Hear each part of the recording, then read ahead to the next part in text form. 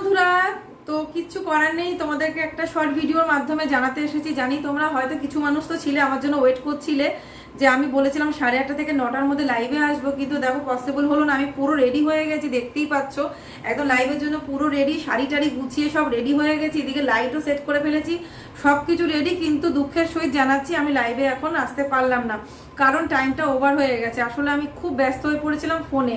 আমার হাজব্যান্ড একটু বাইরে গেছে, তো ওর সাথে ফোনে কিছুক্ষণ আমাকে থাকতে হয়েছিল, কিছু জিনিসের ছবি আর কি আমি দেখে দেখে সিলেক্ট করছিলাম।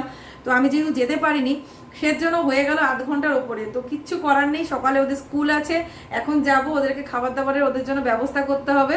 তো দেখো আমি তো রেডি হয়ে আবার তো আমাকে সব এখন চেঞ্জ করতে হবে, কিচ্ছু করার নেই।